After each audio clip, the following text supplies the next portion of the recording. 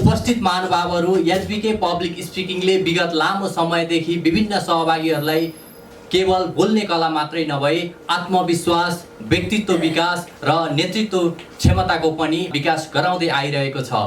युवाहरूलाई सक्षम, आत्मविश्वासी, व्यक्तित्व विकास र सफल वक्ता बनाउने यस्ता कार्यहरू, यी पहलहरू साँच्चै नै प्रशंसनीय, सराहनीय, प्रेरणादायी र उदाहरणीय छन्। म पेसाले मास्टर लेभल पढ्दै गरेको एक विद्यार्थी हुँ र विगत केही समय अगाडि मैले पढाउने अवसर पनि पाएको थिएँ। पढाउँदै गर्दा विभिन्न कार्यक्रमहरूमा सहभागी हुनुपर्ने हुन्थ्यो। कहिले प्रेजेन्टेसन तयार पार्नुपर्ने हुन्थ्यो, कहिले मञ्चमा गएर अगाडि आफ्ना कुराहरू राख्नुपर्ने हुन्थ्यो, त कहिले मञ्चमा गएर कार्यक्रम सञ्चालन गर्नुपर्ने पनि हुन्थ्यो। त्यो बेला मलाई धेरै डर लाग्थ्यो। मेरो लागि मञ्च परीक्षा हलभन्दा पनि निकै डर लाग्ने ठाउँ लाग्थ्यो।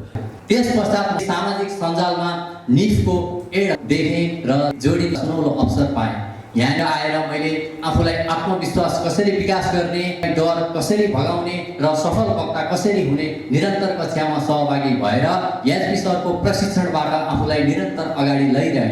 पहिलाको मनोज र अहिलेको मनोजमा आकाश पातालले चेन्ज भएको छ। अहिले मलाई के महसुस भएको छ भने कसैले मलाई माइकमा बोलाइदिए हुन्थ्यो, केही भन्ने अवसर दिइदिए हुन्थ्यो जस्तो लाग्छ। एचबीके पब्लिक स्पिकिङले मलाई मर्यादित बनायो, एचबीके पब्लिक स्पिकिङले मलाई अनुशासित बनायो। सबैभन्दा महत्त्वपूर्ण कुरा, एचबीके पब्लिक स्पिकिङ प्रशिक्षणले मलाई मञ्चमा निडरतापूर्वक उभिन सक्ने वक्ता बनाएको छ।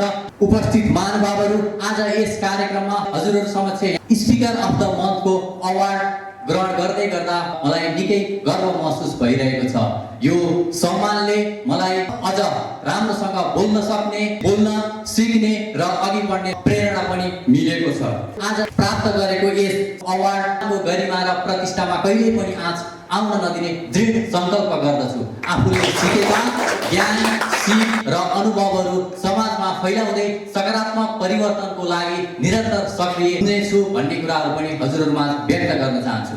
उपस्थित महानुभावहरू, हजुरहरू पनि निफमा जोइन भएर निरन्तर सहभागी भएर क्लासहरू लिनुभयो भए र अभ्यास गर्नुभयो भने भविष्यमा सफल वक्ता बन्नुहुनेछ।